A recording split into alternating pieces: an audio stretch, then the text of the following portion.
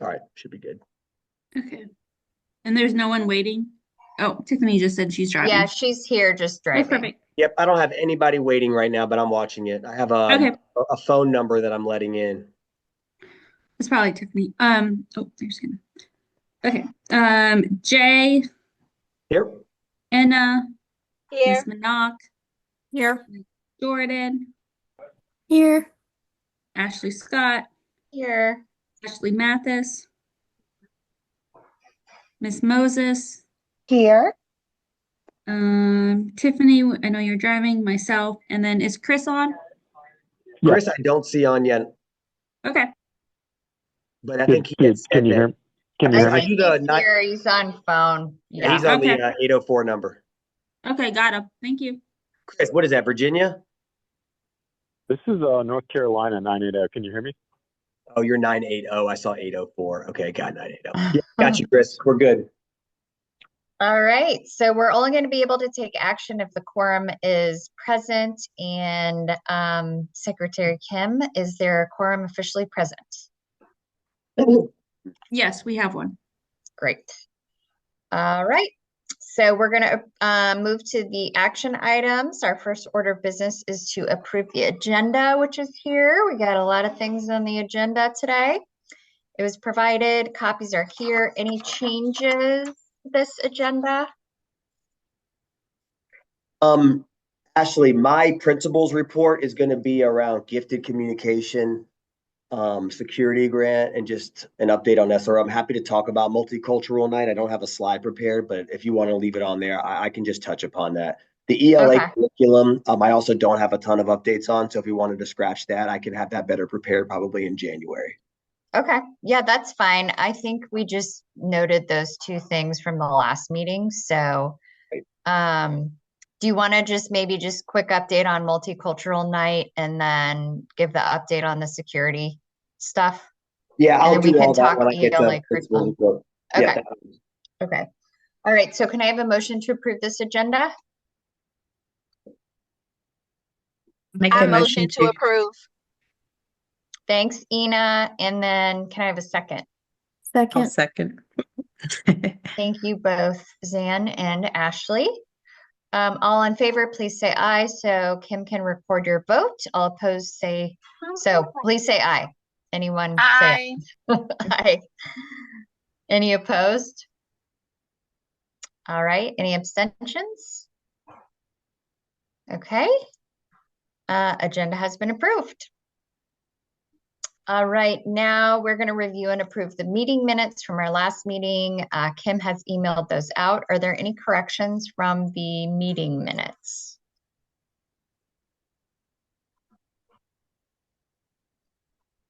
All right, no corrections. Can I have a motion to approve the previous meeting's minutes? Motion to approve. Thanks, Chris. A second. I second. Thanks, Hannah. All in favor, please say aye. Aye. Aye. All opposed, say nay. Any abstentions, please say abstain. All right, so I think we are good there and ready to move to our action items. So Jay, I'll send this over to you. Jay had sent out our strategic plan. We worked on it last meeting, and we're going to have a discussion and then officially vote on our strategic plan updates. Okay. Second. All right. Well, I hope everybody's doing okay. Thank you all so much for being here. We had a great work session last time. We were in person. We looked at our old strategic plan. We looked at some of our priorities. You guys gave me some great feedback, and we talked a little bit around data, but we have a little bit more data now. The good news is I don't think it should sway anything major. I think the strategic plan is very high level, which is good. So today I want to make sure the strategic plan looks good for everybody. We're going to vote on that. And we're going to vote on our rankings.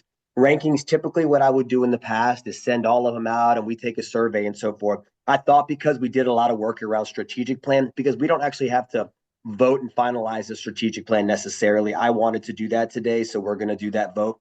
And I felt like since we're doing that, the ranked priorities aren't necessarily the biggest deal, but I have them on there and they're all going to be important to us, but they like us to rank them. So I thought I kind of came with the rankings this time to help it go a little faster, but I'm totally open to some guided discourse, if you will. Got a lot to get to. We're going to talk about map data, winter, growth from fall to winter, reading, math, K-5. We're going to talk about our strategic plan, our ranked priorities, our CCRPI score that came out. I shared that letter with you. It's going out to our community on Friday. I'll talk more about it at my principal coffee talk, and then we'll just do some principal updates. If you need anything, interrupt me, of course. And I don't think it should take too long today. So thank you all so much for being on. First of all, by the way, this is preparing for our budget development. The idea is to put a stamp on GOTeam first semester before we leave today. We come back in January and we are ready to dig into next school year. That's what we do in January. This is actually meeting number 5 for us. All right, a little bit of the agenda. Timelines. Here we are. We're going to take action on the school strategic plan and vote on the ranked strategic priorities for 25-26 budget discussion. That's today. And you can see all the work we've done up to here. All right, let's talk a little bit about data. We gave our MAP assessment. MAP is given in a window, about 7 million students worldwide that are taking it at this time. We give it in the fall, we give it in the spring. We given reading growth for 2nd through 5th grade, math growth for 2nd through 5th grade, Spanish for K-5 DLI, oral fluency, read to you, for K-3, and then we have science in 5th grade. There's a lot of testing, and there's a lot of students that take multiple tests, right? So if you are a 5th grader in DLI, you're taking map growth reading, map growth math, Spanish map, science map. So we have a lot of data points. Today, we're just going to focus on reading and math, though, okay? In a good conversation for our DLI families at some point this school year, let's talk a little bit about how our DLI data looks, maybe comparisons to our traditional classrooms, and then also some of the Spanish. And I'm happy to do that maybe as we get into second semester a little bit, okay? We are getting a new intercom system, so I have all sorts of weird noises coming out of my office. I just want you to know that. $170,000 APS gave me for a new intercom system. So shout out. All right, map results reading. This is all of our scores, all of our students in K-5. So this is basically aggregating map fluency growth and map growth, or oral fluency and map growth. Those are 2 different tests. K-5, I gave 162 exams. These are the students. We 60, Jay, are we supposed to be looking at something? Oh, you can't see it? Can anyone see? Hold on, Is they it can just probably- me? Maybe I No, didn't. I can't see anything. Hey, thank you. That's Okay. good. I was like, Good. Glad it's not me. let's start over. Thank you, Ashley. No Thank you, worries. Ashley. Somebody has to be the brave person to say they don't see anything. Yeah. Let's start over. Welcome back, guys. We're going to do our budget. I'm just kidding. We're going to skip here. We're here. Data discussion. Here we are. Hopefully you can hear me okay. I got drilling happening behind my head. 67th percentile for growth. 40 to 60 is typical growth. This is our entire school. Okay, this is 860 students. We're still missing a few exams. That's okay. We moved our students from the 79th percentile to the 82nd percentile. This is not proficiency, though. This is not percentage of students that are proficient. This is the percentile based on those 7 million students. As you look at these slides, take careful notes either in your head or on paper. There's a slide in a little bit where you're going to be able to just kind of ask some questions and give some feedback. So this is ours Yep. right here, Jay? Okay. Yep. This is K-5, all grades, reading. Growth So percentile. 67th is ours, right? The first one, that's Morse Brandon, and then the bottom 67, line. Yep. I'll say this. So 67th is our growth percentile. So Okay. 18% of our students of the 862 had a growth percentile under a 20. Okay. Got it. We all understand percentiles, I assume. So hopefully I don't have to go Yes. too much into that. This is 20 to 40. This is like 40 to 50, 50 to 60, and over 60th percentiles in growth. Or 80, 60, 40, 20. That's what it is. Quintiles. 20, 40, 60, 80. Okay. So the blue is really high growth. The red is really low growth. Got it. 6 plus 19 plus 13 is about 36, 46, 56. 62% of our students had typical to high growth. 40 to 60 is normal, but we were at 62, and we're talking to all of our kids, okay? One reason I'm just going to show you, these are achievement levels. So 48% of our students were above the 80th percentile in the fall. Now 53% of our students were above the 80th percentile. 8% of our students were beginning learners, really low learners. It dropped to 5%. That's where that growth is seeing. Okay, that's school-wide. Everybody got it? Let's take a look at grade levels. Take note, is there a grade level that's carrying us? Are we seeing consistent growth across all grade levels? Okay. All right, here's kindergarten and first. Growth percentile, 40 to 60 is typical. They're at 79. They grew their students from the 74th percentile to the 85th percentile. September, October, November, 3 months. First grade, 63rd percentile in growth. Typical growth is 40 to 60. They grew their kids from the 89 to 91st percentile. Are we seeing an increase in blue and a decrease in red? Yes. Yeah. Well, no, decrease in red, increase in blue. Decrease in red, increase in blue. Yes. Well, looking from the fall to winter. So if I look at kindergarten, we had 2% red. They had 0% red. Wow. They had no beginning learners out of 160 kindergartners. Kindergarten teachers rock it. First grade, 5% beginning learners, not beginning, but bottom 20th percentile, 3%. See that?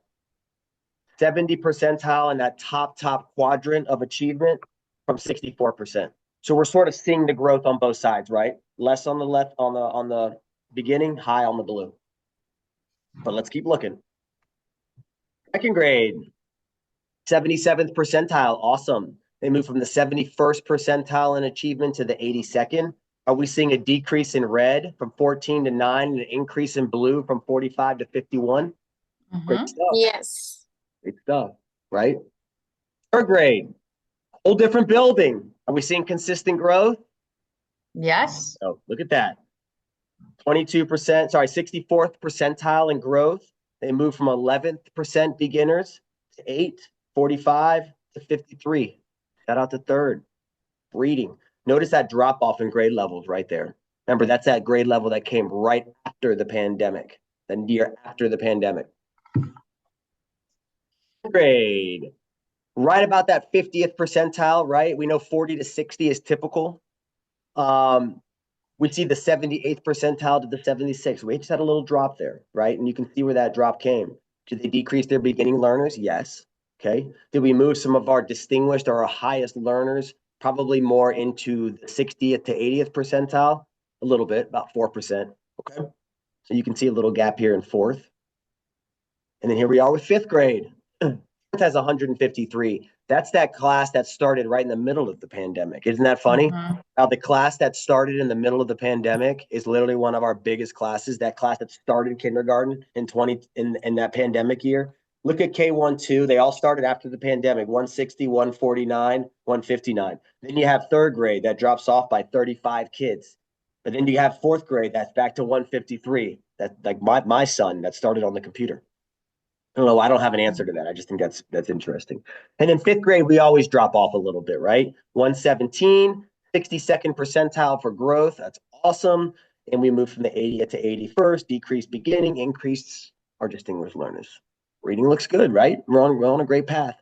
One Jay, thing I'm so showing you. fifth, Go ahead, Ashley. fifth, yeah, real quick. So fifth grade has the most low growth students. Did I say that right? If we're going off of this, I'll say the growth. We have 67th as a school. Mhm. Kindergarten growth is 79th percentile. First is 63rd percentile. Second is 77th percentile. Third is 64th percentile. Fourth is 49th percentile. And fifth is 62nd. The lowest growth by grade level would tend to Okay, be fourth, yeah. I right? guess I was just looking at the red. Yes, you're probably just looking at Yeah. the. Again, lots of factors. Remember, we know that K2 students move a lot. I don't want to say easier, but they move a lot at the beginning of the year. These are our kids whose brains are like sponges. They're just getting to school. They all grow. 3, 4, 5 is a little more challenging. You get new students in 4th grade and 5th grade, and we have a lot that have not been with us since K1, 2. Those are the students that aren't growing, that aren't proficient. Different challenges. Everybody knows that, different challenges. But you can't take a grade level into, I can't say 4th grade's 49. I've got to click on this 4th, which I'm not going to do, but click on this normally, and I can see all of our teachers. I'm going to see all of their growth percentiles. And some of them may be 70, some of them may be 20, and it's up to us as a school to work collaboratively with those teachers to create learning plans that are aligned to our strategic plans, our continuous improvement plans that's going to help us move the needle. Okay. So that's reading. Got it. I'll give you now. Notice one thing about this. I didn't give you the APS graphs view where it has 4 colors: red, yellow, green, and blue. Those are the actual achievement levels: beginning, developing, proficient, and distinguished. We don't know who's developing, proficient, and distinguished off of this. We just know percentiles. Okay. If we're in the 81st percentile in 5th grade, I can't tell you if does that mean 60% of my 5th graders are proficient and above? Is that 80%? I don't know. But I do know, I'm going to show you that graph. It's just on a different dashboard. This is just his map. So I have a question, Jay. What Yeah. are the percentiles per color? Well, not per color, just specifically the green and the blue. So is that like 60 to 80 and then blue is 80 and above? Yeah. So 22 percentile in growth means that growth percentile was between 0 and 20. Those students. Okay. So 22% of 4th graders in math had a growth percentile between 0 and 20. 20 Okay. to 40 is orange. 15% is 40 to 60. That's typical. If we were to add the yellow, green, and blue on all of them, that's our growth percentile. Okay. 15% is 40 to 60. That's typical growth. 22% Okay. high growth. That's 60 to 80%. And then blue is that 80 to 99 percentile, that highest area of growth. We like to look at yellow, green, and blue all together. We love to see high blue. Like if you look at 5th grade, their highest percentile is 80th or above. So, 32 5th graders growth percentiles over 80, which was great. We want to see higher numbers on the right side and lower numbers on the left. Okay. Thank you. Yeah, no problem. Keep asking those questions. Those are important. Let's look at math. Okay. Anybody remember what our growth percentile was for reading? Make sure we write that down. 67. Math, 61. Okay. This is school-wide. All students take the same MAP growth assessment. Okay. 0 to 20th percentile in growth, 20, 40, 40, 60, 60, 80, and 80 to 100. 34% of our students out of 866 had growth percentiles over an 80. Do we lower our beginning achievement level students? This is achievement levels. 8% to 6%, yes. We increase our highest level percentage learners that over that 80th percentile. Yes, 47 to 50. That's good. Let's take a look. There might be some gaps. K1, always awesome. Shout out to Miss Nails and our K1 teachers. They're doing a great job, and Miss Lamb over there. Kindergarten, 78th percentile. They moved the 85th percentile, which is so high. If you want to know what pre-K does for kids, this is it. Our kindergartners came in the 85th percentile in their first month of school. You talk about early learning and that importance of birth to 3, right? And getting into some type of program. This just shows you that our parents and our community values early learning. And you can see that when you test in the fall of 2024, 25, and you're already in the 85th percentile, not a whole lot to go from there. But look what we did. Got them to the 89th. Increased our beginning learners, our lowest, from 4 to 2, increased from 56 to 65. 65% of 160 kindergartners had growth percentiles over an 80. I don't even have it. There's not even a lot of feedback you can give to those types of teachers. 5th grade, 66. Remember, 40 to 60 is typical. They're over. They moved from the 88th to 87th. Why do you think they dropped a percentile? Their growth is still so high. What do we think?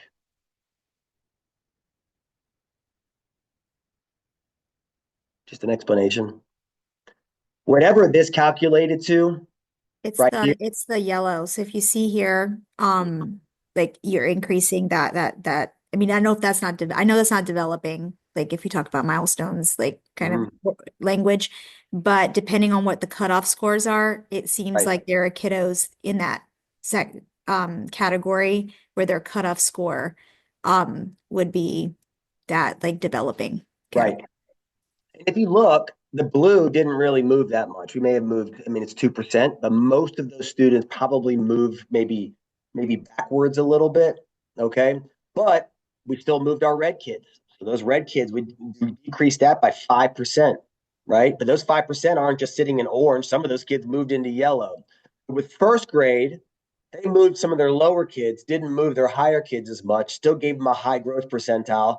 Because they didn't have as many students in that high, their percentile dropped like 1%. Okay. Still good data. Keep going. Second and third. Second grade did awesome, right?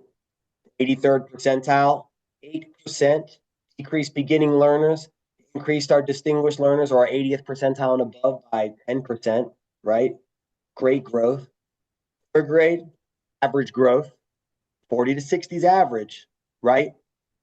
Okay, we know we want ours over a 50, but that's average, 46%, 46 percentile. But because it was under 50, percentiles in achievement dropped a little bit. Okay. Some trends that we see with third, we decreased our learners over the 80th percentile by 5%, but we also decreased our beginning learners in that 0 to 20 by 2%. And we had a little bit of movement in here, not as much as we had wanted right here. Okay. But for math, something to think about, something to look at, 125 kids. Okay. Fourth and fifth, right here, math.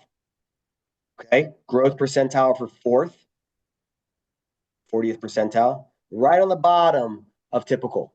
Okay. You can see their achievement dropped 4%. We can see our blue students dropped, and we've kind of kept our red kids there. Little movement in between. Okay.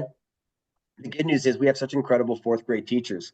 They've already met about this data, planned, and already have action steps mapped out really since it's been tested last week in just about 4 days.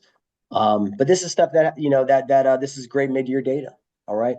We have to figure out how we're going to get to our CIP goal in a minute. And if you remember what that was, who remembers what our reading and math CIP goal for the end of the year for proficiency is? I saw your mouth, Moses, 80%. Thank you. 80% proficient, right? We don't know where we are proficiency wise because this is only achievement levels. I'm going to show you where it is though in a second. Here we are, current proficiency. This is the map dashboard, okay? Last year for reading, we were at 72% proficient and above at this time in the year. Right now we're at 71%. That's 3-5, grades 3 through 5. I'm so sorry, I should have put that on there. I only filtered out 3-5, okay? For math, we were at 63% proficient and above this time last year, 3-5. Right now, we're at 62%. Okay. We didn't have that large growth in proficiency that we had necessarily wanted. But if you remember last year, we were pretty much in the same place and we had that growth between now and March. Okay. So between now and March is a critical 3 months. Anything that stands out to you on here, aside from just dropping 1 percentage point in proficiency? What else stands out to you?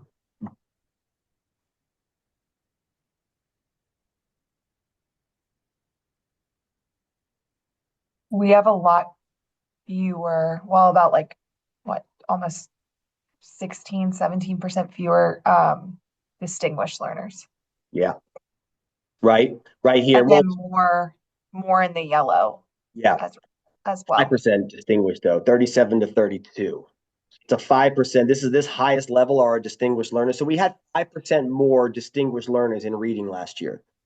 Doesn't mess with our proficiency, but what that does, that can hit your CCRPI because we need distinguished learners at the end of the year. But one thing that I will say is there's no writing in here. There's no writing. And I didn't put a bunch of data for writing, but we have we're doing a lot of great work with writing. Our write score has come back and we're able to see how students score on a 7-point rubric. Those 4 points for ideas development and coherence, 3 points for language usage and conventions. And our classes and our students are doing very well with writing in our write score. Parents are all going to get their right score report sent home with them now, with an exemplar essay with feedback from the teacher as well. So we'll be able to see that, but there's no writing in here. We had a 5% decrease in distinguished learners. That 5% kind of shifted over here to the proficient learners. And then down here, we did increase our distinguished learners by 1% in math. Our beginning learners stayed the exact same, and we did decrease our beginning learners in reading by 1%, and we even tested another 13 kids. Okay. All right. Ready for some reflection? Or are you just gonna popcorn out? I'm gonna read the questions and then come back. What do you notice? What do you wonder? Based on our school's trends from data from map assessments and end of year assessments, which grade levels showed the most significant gaps or unexpected trends? This is GOTeam questions, by the way, my language. Based on our school's trend data from map assessments, milestones, and other indicators, are there specific trends that require more focused attention? What questions do you have? I think we answered a lot of that. Anything else you guys want to share or point out? Just looks like the lowest growth's what, in fourth and fifth grade? Did I interpret that right? Yeah. If you're looking at growth for reading and math, lowest growth would be fourth grade. If you're Mhm. looking for And just math, third and fourth. Okay. Mhm. K1, 2. And I want you to know we're talking whole grade levels. So it's not every teacher in fourth and every Mhm. teacher in fifth. Like there's 7 and 8 teachers per grade level. And there's also, we have our autism regional students, we have some resource special education students, we have our ESOL students that test. So everybody tests. So we have to really drill down to those teachers. So I want you to make sure that we know this is no knock on any grade levels. And the good thing is we have such great teachers that, this data it goes up. Okay. I do see definitely a huge gap in growth from and I guess an achievement too, but growth with math from PC to MC grades. There is a huge discrepancy. So like PC, their math growth was phenomenal. Yep. Like the younger kids. So like, and there's definitely like less growth with our older grades. Right. We Yeah. had, just to recap, 78th in K, 66 in first, and 83rd in second. And then we had So my 46, 40, and 56. Go ahead, Ina. so going off what Miss Minnock said, like I know we have a lot of kids come in from other schools. Are they more children coming in at the main campus than they are at primary campus? Great question. Don't necessarily have an answer to that, with the exception that it is a lot easier to close gaps in K and 1 and 2 if they're new than it is in 4 and 5. I can Mhm. tell you that I can bring numbers if we want, but I would tell you that we have a lot more new kids in third, fourth, and fifth. A lot of new kids in fourth and fifth. And the kids that come to us new this first year, very rarely are they students that are proficient or that come with, gifted tags or that are on grade level. Typically, it's students that just need additional support, and they come to Brandon their fourth and fifth grade years. But that's achievement. That's achievement. I'm talking about growth. And if we're talking about growth, typically growth is a level playing field, but not always. Not always. That's a good question, though. I also notice in our reading data that in general, other than like maybe like one outlier, our achievement has grown from fall Right. to winter across the board. Right. I love seeing fifth grade too going up too. That's a tough grade level where we get a lot of new kids and we also lose 25 or 30 proficient and distinguished learners from last year, right? So you want to see fifth grade with data like this. All good stuff, all good feedback. Anything else? It's kind of funny. It's like you rob Peter to pay Paul, right? Like we worked so much on math last year. Boom, we crushed it in math. This year we started out, we're all about literacy again. And then it's like we got to catch back up with math a little bit. That's just kind of the name of the game. That's education, right? All right. Any other feedback that you guys want to share on this one? We're not far off from where we were last year. Last year we were at 72%. We finished the year at 75% in literacy, 3% gain. This year we're at 71%. We need to finish at 80%. Okay, 9% between now and the end of the year. We actually had teachers today look at their rosters, identify 8% of their class that they feel like they can move. If you have a class of 22, that's 2 kids. We basically drilled it down today to 2 kids in every class. And the idea is if everybody can move 2 kids from this yellow to green, we're at 80%. We're at 80%. That's how you drill it down. And we name those students. Math, last year we were at 63%. We finished at 74.6% in math. So they had a 10% proficiency jump. We have to go from 63% to 80% now. 17% jump in math right now. Okay. Hey, was there any takeaways like at a subgroup level, or is that data available yet? It Okay. is. Great questions. I didn't know how many data slides I was going to put in here. Ashley, Yeah, that's great understood. feedback. What I would like to do is maybe I can send y'all some more slides that break it down to our ethnicities and subgroups. I do think that's important. But just knowing that we had to go through all the map and all the grade levels and then also CCR, I just didn't put everything on there. But it is available. It is. Okay. And then the idea is typically when you're growing all of your kids, your subgroups are growing too. So I would be safe to say that our reading is growing. Black, subgroups, special education, ESOL, language learners are all growing and reading because you can see that growth across every grade level. Math is probably a little bit more stagnant. So what I have is our growth percentiles that I can share too. Those 2% of students that met those. All right. Strategic plan updates. Let's talk about this briefly. I shared this with you guys all via email. I got a little bit of response back and I made some changes. So hopefully these are good, but I'm just going to review it quickly. If you have your copies, you can look at them, but if not, I'm just going to read them. All right, we changed the math program to include our math program. So it was standalone. We added Savas and Godot. We removed the old math programs. Those needed to be taken out. For 2A, we added Integrity and Morpheme Magic. Those are literacy skills. Remember, Integrity is the phonemic awareness that our kids do each morning, and I want to make sure we highlight that. Morpheme Magic are Greek and Latin prefixes and suffixes that we are now focusing on in 3rd through 5th. I wanted to add that in there. Added Science and Social Studies in number 3. I think it wasn't indicated in there. I can't remember. And then we had talked about adding some teacher feedback as a strategy as well. I can go to this. If we can see it, I can try and do that. And that was 3A. So if you look here, use common assessments. Oh, no. Let's see. Hold on. 1, 2, same 3. Added Science and Social Studies here. Make sure subgroups are making academic progress across all content areas, including science and social studies. All right. And then for 3B, I think I said 3A, but it should have been 3. Oh, yeah, it does say 3B. Improve the school schedule to allow time for intervention and enrichment designed to support student growth across performance levels and allow teacher input. That's important.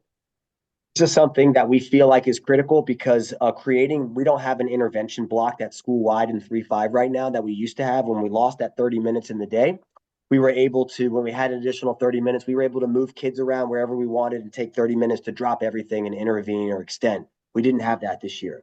That could have been a little bit of the part for the dip in performance or growth for math.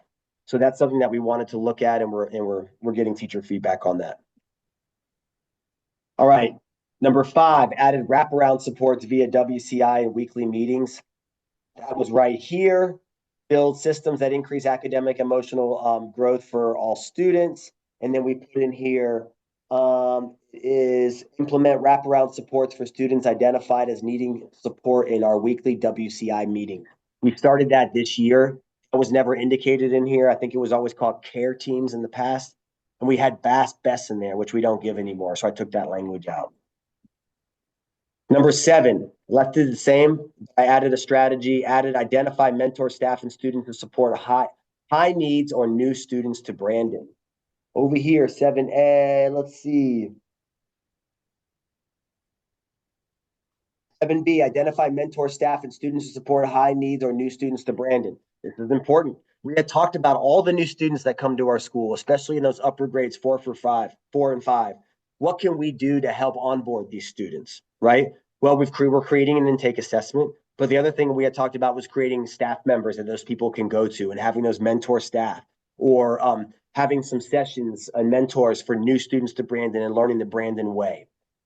We have many students that come to Brandon that have never been in a school that's diverse like Brandon. It's always been the same ethnicity. Okay. So we have students that have come into school that have never been in school before with white students, right? Or Asian students or Hispanic students. We know that. And we do a great job, but can we be more intentional about onboarding students and new students to our school? So I wanted to include that in there. All right, number 8, added create a staff recognition program, continue to implement staff engagement activities monthly. Felt like that was important. That was number 8, increase staff engagement and retention. This was always important in our last ones because we had a lot of staff turnover. We want to make sure that we keep our staff. So I put in recognition programs. We used to do the traveling trophy. I have it sitting right here. We're going to bring it back in a second. You guys ever seen that? Traveling trophy. It's coming back. Morris branding. Okay. Put it there. And then we had continue to implement staff engagement activities monthly. So now we're looking at monthly engagement activities for our staff. Number 9, I left it the same. Number 10, I added redeliver faculty trainings aligned to science of reading. We have to have that verbiage in there for science of reading. That was number 10. Build teacher capacity in core content areas, particularly ELA and reading. Redeliver faculty trainings aligned to science of reading. That was never in there. So now we're talking about that systematic, structured way to learn how to read and write. And then and then I added sound wall training and ongoing support with literacy in 3rd grade. Because I didn't have that in there. I think I just had 3rd, but I actually changed it to pre-K to 3rd after somebody gave me some feedback on that. Our focus can't just be 3rd, it needs to be pre-K to 3rd. Sound wall training is something that we're trying to implement in K2. And if you ever, when you walk into a classroom and you see letters on the wall and you see like all the vowels and all the letters and all the consonants kind of all lined up, signs of reading, it shows the mouths of a student that makes the sound of that letter. So we're looking at the sounds. We're literally looking at the sound that your mouth makes when they do a D. D, you should see your teeth, right? S, S, and it shows the person's mouth in their actual picture. That's a sound wall. All right. And create opportunities for all families to increase engagement. Number 11, I changed the strategy, create family engagement assessment to identify supports and needs for increased family engagement. We actually started that this year. We gave it out early on. We have a family engagement committee. We did give an assessment to our families to find out kind of how they like to communicate and if there's anything they can help bring to our school and what their strengths are. So I added that in there down here. I also wanted to say that I had some feedback from GOTeam members. I put it on here, so I've adjusted some of that. You're welcome to read that. Some of the questions we had were why early literacy in 3rd grade is specifically called out. You're right. I want to call out pre-K to 3rd, so I adjusted that.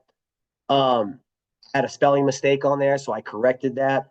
There's a few school strategies where it's specifically called out to allot funds like 7A and 7B. There's really no reason for that. I just kind of had that on there. Allocate adequate resources, allot funds to support. That's just verbiage I use to try and find a different verb each time, but I don't think it carries any more weight. And then the SPARK goals. We got to put the percentage of growth. So I added that in there. The percentages up there so everybody can see now. 75 to 80% in reading, 5% growth. 74.6 to 80% in math, 5.4% growth. And right now we are at where?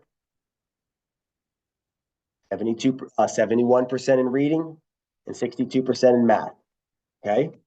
71 and 62. We need to be at 80. All right, questions? It's a lot of information. It's a lot of me talking. I know.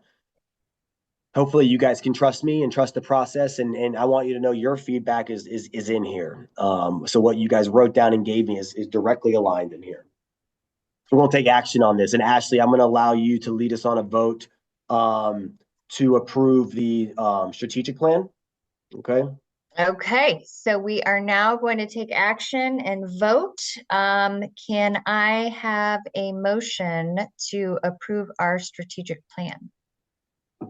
I motion to approve the strategic plan. Thank you, Ina. Can I have a second? I second. All right. All in favor of approving our strategic plan as it is laid out here, please say aye. Aye. Aye. Aye. All opposed, please say nay. Any abstentions, please say abstain. All right, looks like we are approved. Awesome. Okay. Fluid document. We have to approve it this year because it's going to lead us to the finish line. And I'm confident that we'll be there. But we are having our IB evaluation visit in a couple months. We may get some matters to be addressed. We come back next year. We look at our data. We adjust as needed. The biggest thing for me was that our CIP, continuous improvement plan, that really only I see with my leadership team and my boss, is aligned to this. And that's why I made the goals the same. A lot of the strategies are the same. And look, the mission and vision is on there too. So we're all moving in the right direction. I want you to look at these 11 school priorities. They're all on here. I ranked them. If you were to pick the most important to the least important, just popcorn out what you feel like would be really an important school strategy. Like the number one, and all these are important. You need to popcorn out. There's no right or wrong answer. Number 5. Number 5, build systems that increase academic and emotional growth for all students, right? Good academic growth is important, emotional growth too. We're looking at Number areas that 3. might be like top 1, 2, or 3. Number 3, make sure subgroups are making academic progress across all content areas, including science and social. You move your subgroups, you move every kid. You move every kid if you're moving Number your 2. Number 2, ensure they're reading on grade level. That's important. We need to be at 90% in 3rd grade. You know, we didn't get the award for the state this year because we were at 89.7%. Did you know that? All the schools got the literacy award in 3rd grade could go down and get a big banner with the mayor and all that stuff. We are 89.7. It's okay though. I'd say number 8 as well, because it starts with our staff, our Right. teachers. Can't lose our staff. Yeah. Mm-hmm. All right. And if we had to pick something that is so important, but just not number 1, it might be more towards the bottom, what would that be? Like, hey, this is important, but there's a few things that might be more important. It's a hard one. I get it. I'd say number 11. 11. Mhm. Yeah, Yep, that's I important. agree. But not number 1. Mhm. I think Well- my main takeaway is like, listen, we serve a broad population and have to deal with a balance a ton of constituencies. So we're just serving a lot of masters here. So I think I conclude that what might be the core issue for certain folks just has to be balanced against a ton of other competing priorities. That's what we're trying to do. Yeah, that's why you rank them.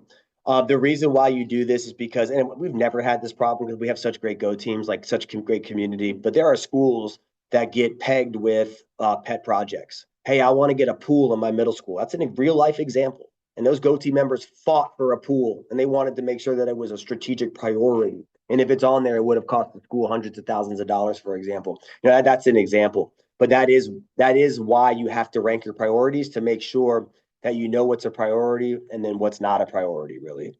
And the good news is they're all important. And I think everything on here can deserve our attention and our funding and our money, and it will hit upon every one of our students, which you are very right on them, competing priorities. Let me show you what I did. I wanted you to see those before I did it. Preparation for the budget, the Go team needs to rank its strategic priorities. This is how I ranked them. Read it. Did somebody say ensure students are reading on grade level and showing growth as it pertains to ELA? That's number 1 for me. It is. We know what data does when students are reading on grade level by 3rd grade. If you can read on grade level by 3rd grade, you will have a choice-filled life. If you are not reading on grade level by 3rd grade, your entire outlook for your life will change. The trajectory changes. Would have worked to spell mastery correct, but it's not, but that's okay. Didn't catch it because I spelled master right. So that's why I didn't catch it. Right. So now my biggest 2 are increasing ELA and math. That's it. We got to get to 80% for both.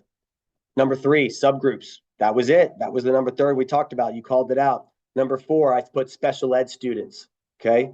Don't forget the 2 focuses for the district are literacy and special ed. It would be nice if we had similar focuses as well, and they really are. Number 5, teacher capacity in core content areas. We did so much work with science of reading this year with our modules. We have a new readers or leaders coach. We need to continue with that. Number 6, building systems that increase academic and emotional support for all students. I think Ashley said that one. Number 7, building systems and resources to support IB, DLI, gifted. We're going to talk a little bit about that today too. Number 8, creating opportunities for all families for engagement. Number 9, opportunities for student engagement. 10, engagement and retention for staff. Number 11, building culture through staff leadership opportunities. These are all important, but I want you to see how it goes from student focused, student kind of down to staff and family focus. Center, student centered, staff and families. Okay, that's how I ranked it. We can take action on it if we'd like to vote on it. Okay, if we want to shift some around or have some dialogue, I'm happy to. Or you can actually not vote and just say you abstain, or you can say that I don't agree with it. We just need to have a quorum. So Ashley, I'm gonna let you have it. Okay. Do we have to vote on the priority ranking today? We do? We have to vote before the break. So the other option okay. we have is, we Have another meeting. do another meeting. Yeah. Yeah. Do we have any discussion or? We can shift them around, y'all, if we want to. I mean, I can move them now. Editable. The only thing that I thought, and I will say we've had to rank them every other year, and I really did have GOTeam dig in, but this year I wanted us to make sure our strategic plan was voted on, and that was correct. Yeah. That's the important thing to me. I'm going to be honest with you that the rankings don't necessarily do anything for money. It's not like I get a bunch of money and I say, okay, staff leadership only gets about $1,000, but ensuring student grow in ELA is going to get $100,000. It's not really that. Yeah, it's not tied to that. Okay. So, I think my only comment would be that, I think I understand that obviously everything is student focused, so that's why all of those were at the beginning, ranked higher. But to Ms. Minock's point of view, like if we don't have great teachers and Right. keep them, it's a harder, so like increase staff engagement and retention. I just want to make sure we don't lose sight that right. we And I look like appreciate our teachers, and it's, I look so great on this call with my 2 teachers on here, and I ranked that number 11 for them. So let's go ahead and slide that up a little bit. Go ahead, Moses. I just think Number now 10. that we've looked at the data, and it doesn't necessarily, for me, I'm with you, Kim, it doesn't necessarily mean it needs to be I'm not saying it needs to be number 5, but I think just as a GOTeam, as we're moving forward, 4th grade is our one with the lowest data, and it's also been our team that has had probably the most movement in the last 3 years. So it's just something to kind of, we're seeing in our data that the more consistent, K through 2, there has not been as much. So just not saying it has to change, but just as we go forward, some decisions that are made based on these priorities, that does need to be something I think we put at the forefront of our minds. I think you're right. I agree with Hannah. I Yeah, agree too. it's important. And I mean, because agree. I think that's part of if you have great teachers and you're able to retain them, then you can develop their teacher capacity in core content areas, right? So that's what I would maybe put at 5 and put the other one lower, because if you're having new teachers every year, then every year you're training these new teachers and they're just leaving after they get trained, versus us finding great teachers, them staying, and us building up their capacity, right? I just feel like Feedback. the retention part is you got to get them to stay first, and then you can say, okay, what do you need? What do you want to learn? How can I help you grow? But if they don't stay, then it doesn't matter if you give them, 5 certifications or whatever it is, if they're not happy. Yep. I agree. And I agree. And that was a test, and it should have been number 5. I just wanted to see if you guys would move it up. No. It's not a dink. It's just more of as a parent, I am so Great grateful save, for Jay. Great teachers. save. I want to make That's sure that they The next feel one. appreciated. It's a hard job, right? It is hard. not an easy job. Yeah, So it is. And honestly, the fact that we have it on our strategic plan is perfect, because I think a lot of schools probably don't have keeping your teachers on your strategic plan. That may not be on there. I put it as number 5 because I want it to be ahead of building their capacity. We can't build their capacity if we don't retain them. So let's get them first. Let's have them here, and then we continue to build the capacity. So that's it. Take a look. Anything else? And I also want to say, Zan, I appreciate you. I was a specialist for 10 years with you. Do we feel okay about calling it core teachers? Do we want to say all teachers? Do you see that core build teacher capacity in core content areas or content areas? I just want you to know I want to retain you too. And Thank you. want to make sure that we have other teachers that Yeah, are we should say all, I think. Can you change it to all? I Yeah, I can. like that. You want me to do it for all teachers or build teacher capacity in all content areas right here? I say all content areas. All content Yeah. areas. ELA and reading. I think that's good because all content areas is going to be everything. All right. Ashley, you want to try again? Yes. All right. May I have a motion to approve our priority rankings on our strategic plan? I'll motion to approve.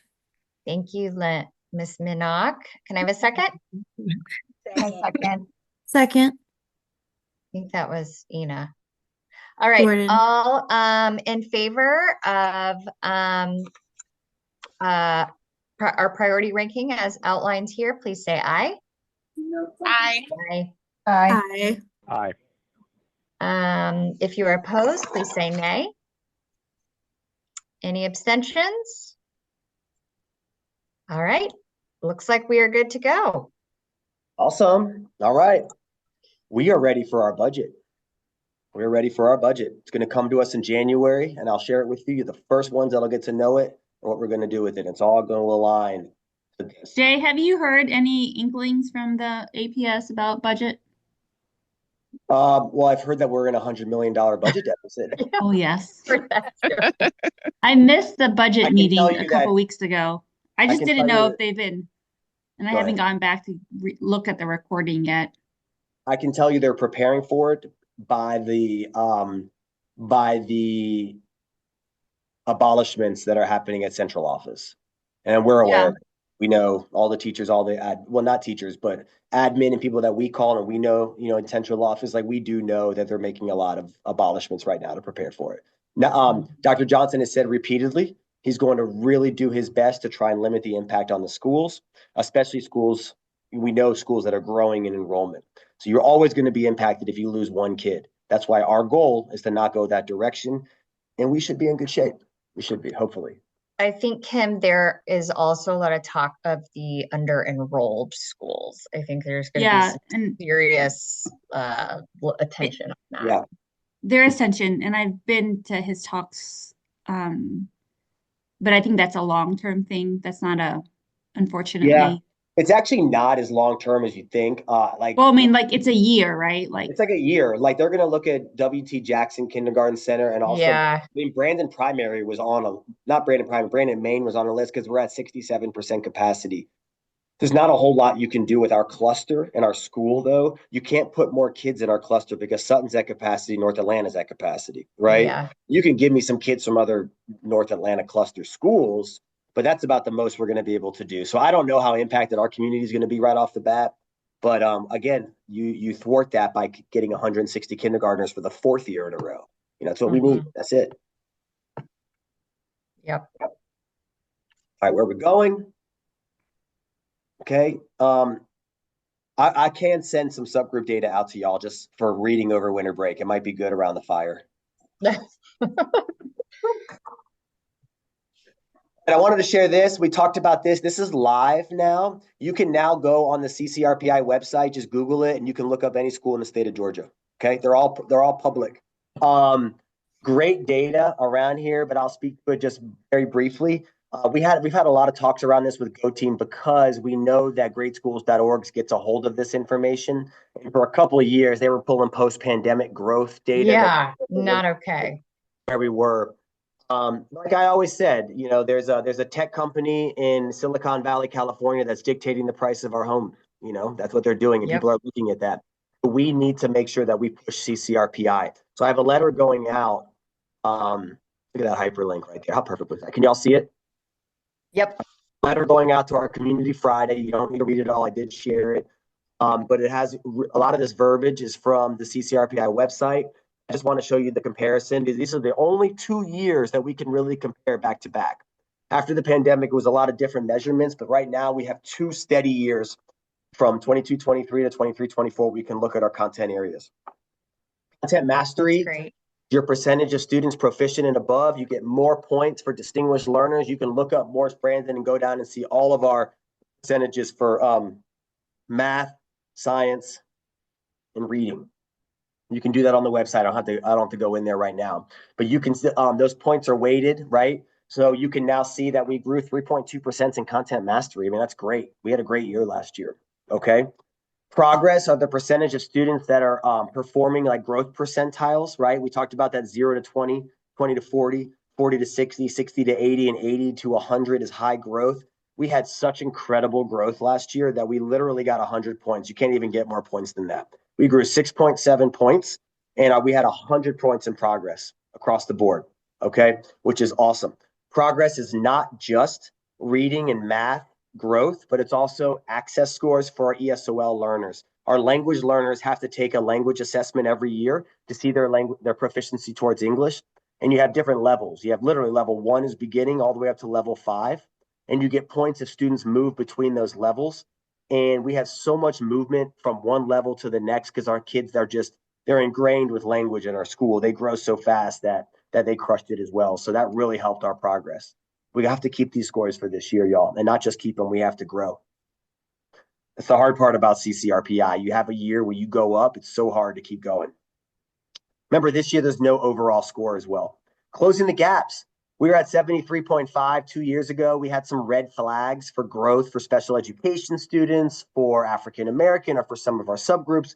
We grew not almost 10 points in closing the gaps. If you look at if you go on the website to look, and I can dig in a little more with y'all next time, you're going to see that we only had flags for reading and math this year. A flag only appears when you have 15 students in a subgroup in 3 through 5. So we had a flag for all students. We had a flag for African American students. We have a flag for white students. We have a flag for special education students, and we have a flag for Hispanic students. Yes, we had 15 of them in 3 through 5. So we had all green flags for reading, and we even had the little yellow star on the green flag for special ed, which means that you had not only met your target, but you exceeded it by 3%, which is awesome. We didn't get any flags for math because they did not factor math in last year. If you want to talk about how we got shafted, we had the best year in math last year. Like, we crushed it, and we didn't even get any scores for the math, like on closing the gaps. So this year it'll appear.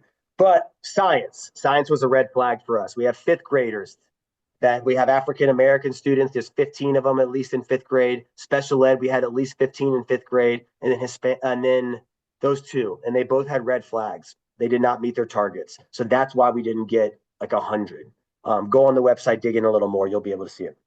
Readiness, last thing, had school attendance, students reading on grade level, and all of our students scheduled in the fine arts or foreign language. Weighted, you get points, went up 1.7 points. A lot of that is our awesome attendance, our awesome students reading on grade level. Just great data here. Give this to your real estate agents. Give this to everybody. Give this to your preschool teachers. Tell them you don't look at greatschools.org. You look at content mastery scores and CCRPI. You look at how our students are progressing among other students. You look at how are we closing the gaps between our most vulnerable populations with our affluent populations, and you look at how ready are our students to move on to the next grade level. All right, this is going to give you a lot more information than a greatschools.org number. Okay, just wanted to share that with you all. Any questions? All right, awesome. Let's keep rolling then. We got a lot to get to. Not a lot more, but all right, I'm going to get into my principal update. I want to talk for a second about gifted. I know we were going to talk about this. I know we're already hitting 4:30 right now, so just bear with me for a few more minutes. I don't get a ton of concerns about gifted because I typically have the same answer every time, but I do understand that as the budget comes to us, we're going to need to make some decisions about our gifted. Are we good with having one gifted lead teacher, or do we feel like we need to allot 2 gifted lead teachers, one for each building? Okay. Do we feel like we need to increase our gifted pullout? All right. As an IB school, we're allowed to do a little bit of gifted pullout. In 3-5, we actually do. If you talk to Lena, half of her class probably goes out one day a week for about 30 or 45 minutes, right? If you talk to Ms. Moses, half of her class goes out on Thursdays for 30 or 40 minutes. So I've kind of given a little bit of that pullout for 3-5, which I think helps our teachers, our parents. K2 doesn't have that necessarily. So I just want to talk a little bit around like what we do and how we're serving our students through a collaborative model right now. Carla put this together for me. We're cluster grouping and collaboration. We're moving a little bit more away from collaboration, and next year they want us to do cluster grouping. That's where you put your gifted students in one class, right?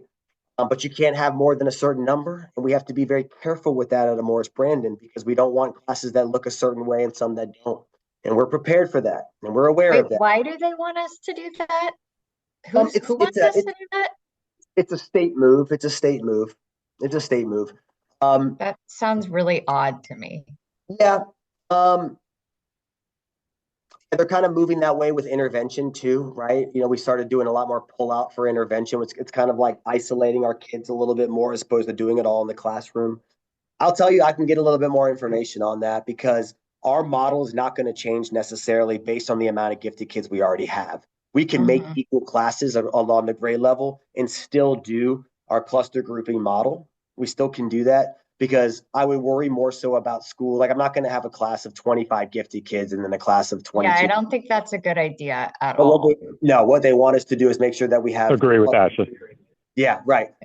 We want to have equal amount of gifted students in each classroom. Okay, Yeah, that's what we're working okay. for. And that's And kind of Jay, what we have right our teachers are gifted certified or Right. go We through talked the about that. gifted Yep, process right. like Yep. within a couple of years. So Yeah, you can have those students in their classroom. yeah, they can. Yeah. So let me show you what we're going to do. So classroom teachers who are gifted endorsed right now collaborate monthly with a gifted lead teacher. So I'll show you all that you're going to see in a second data that's never been released. You're going to see every one of our teachers that's gifted certified and how many gifted kids they have in their class. And you're going to see who they're collaborating with. Gifted teachers, if you're gifted certified, you're getting with Ms. Kendall once a week and collaborating in our PLCs, making sure that our students are getting extensions, making sure they're getting their critical thinking, getting papers with the gifted stamp on it, making sure that our students are coming to Ms. Kendall once a week, going on their gifted field trips, and just kind of just managing just the word gifted with our gifted certified teachers. But some of our teachers are not gifted and they have gifted kids in there. So what do? Where those gifted endorsed classroom teachers collaborate weekly with somebody on their team that is gifted certified. Remember, we have more gifted teachers at this Morris Brandon school than any other school. We have so many gifted teachers. I'm going to show you who they are in a minute. And the classroom teachers infuse gifted standards and the elements of gifted differentiation into their class load. I think I cut that off down there. Here's a couple examples that she put. Ms. Kendall, I told her to put some pictures. I want you to see how you can see the teachers collaborating with gifted lead teachers. Ms. Chu also acts as a gifted lead teacher as a leaders coach for PC right now because she was a gifted teacher at Brandon. You can see the teachers working in their PLCs and collaborating with those teachers.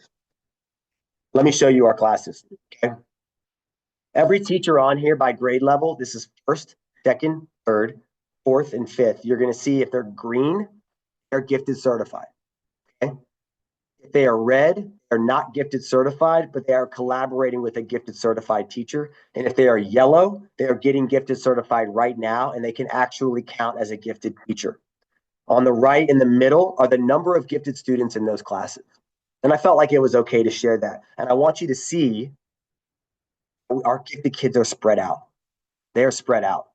Outside of DLI, where I don't have a lot of choice, you can look at a first grade or you can look at a fifth grade and see 8, 9, 8, 9, 8, and 8. Okay? Mr. Barry teaches our autism regional program, which has a gifted student in it. You can look at fourth grade, see 9, 4, 14, 6, and 12. And by the way, new gifted eligibility reports came out today. I have 62 more gifted students. So these numbers go up. Okay. Third grade, 7, 8, 5, okay, 12. I'm not counting DLI because I can't put new kids in there. All right. And they're a little heavy on the gifted side. We know our DLI population. Look at second grade, lower numbers in second because it's harder to qualify the younger you are, right? It takes a little time to qualify. 3, 3, 6, 3, 2, 3, all equal. Any misconception Morris Brandon does not adequately or equally place our kids. I mean, this is a good example of how our gifted kids are pretty accurately spread out across the grade levels. First grade is here. Now, we can see like Miss Biving and Miss Hernandez. Thank you. Our two teachers that work together in DLI. That's the one grade level where they're not gifted. Okay. They're not gifted. That is one classroom right there that Miss Kendall and Miss Chu have to make sure we're getting extensions into that first grade class and that we're getting these teachers certified. That's that one kind of red flag grade level classroom right there. Okay. We know that Maggie Blees is going to be their gifted collaborative teacher though. Okay, so she's the one that's working with them. Rachel Jones Dwyer, first year Brandon teacher, experienced teacher, phenomenal teacher, is not gifted certified because of Cobb County, Fulton, they don't want to make their teachers gifted certified more as Brandon does. Who is she collaborating with? Olivia Strickland, former gifted teacher. Actually, in second grade, their wing groups, they actually rotate around every day. Her kids in her class are going to Dr. Strickland to get some gifted services. Third grade, okay, Camacho's getting certified. Ms. Hooker is collaborating with Staggs, who has 12 gifted students in her class. All right. Ms. Minnock collaborates with Senora Camacho. The idea is to have one gifted DLI teacher that the kids just hit up every single day. In fourth grade here, Abba started a little late. He needs to have a collaborative teacher. Mr. Harrelson's working with her. Mayfield's currently enrolled. Chavez is currently enrolled, but Jill is gifted certified, so she works with those students anyways. And then you can see fifth grade down here. Okay, Miss Parker is getting gifted certified now, and Estrada's now. You count all those yellows and greens; those are the amount of gifted teachers that we have at our school. Okay, does it make sense to hire another gifted teacher for $110,000? We have to decide that. Okay, so when people talk and ask me those questions, this is the information that we need to share. The next step we're going to have is a gifted informational meeting where Miss Kendall is going to really drill down and talk about how the planning looks and what some of those gifted extensions and critical thinking activities the students are doing. But I wanted to make sure that GOTeam understood our collaborative model. Okay. Thanks for that data. That's really helpful. Good. Thank you. I like to see the amount of gifted students in the classes. I think that's important. All right, updates. Security grant. Shout out to Chris Bellows, who introduced me to Zero Eyes, but we are off and running with him. I really felt like after we reviewed our teacher feedback on what they wanted out of our security grant, that cameras were number one.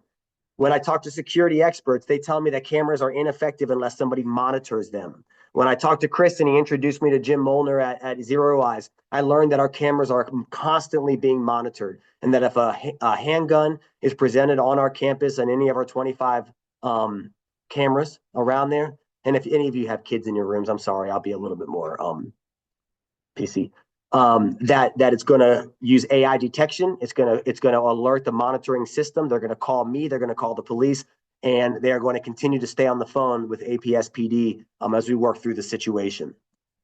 I had to get a single source. I had to get Dr. Johnson to sign off on this. This is a new vendor in APS. This took a lot of time. It's taken basically September to now to get them the permission to even be in our buildings. But we are now here, and I've now written the first check. It's a 5-year plan. Each year is about $18,000, but our security grant is for $45,000. So I still have a lot of money to play with. So I wanted to tell you that single source document was completed and approved by the superintendent. Shout out to Dr. Johnson for supporting this. We're going to be the first school in the state of Georgia to have AI gun detection on their cameras, and we're hoping that other schools can follow suit with their security grants should they wish. Approved vendor form completed. Payment was been issued. $5K the first year had to be on top of it. They did ask me, hey, I'll give you the $5K back if you do a press release for us, which I wanted to do, but APS and security did not think that would be a good idea, especially when you're dealing with federal grant money that comes back to you. So we just left that for this year. We scheduled 2 or 3 compatibility calls.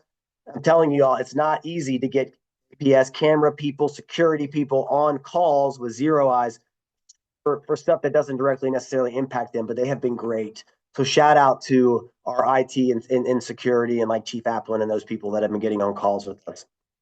It's going to be implemented second semester. Okay. The idea is to get it into our schools.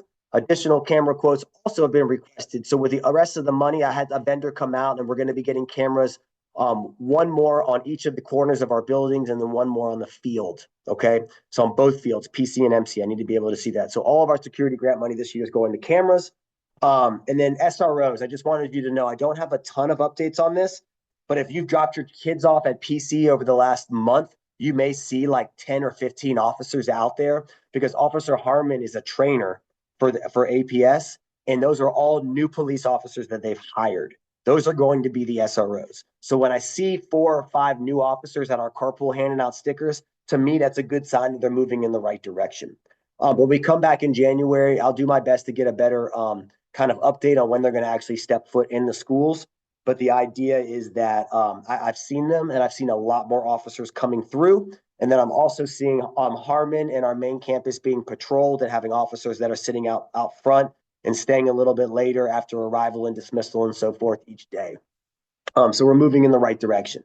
So I'm confident with our officers coming, and then obviously with our zero eyes and our new camera updates, and then of course everything else we've done, that we're going to be the most safe school in the world.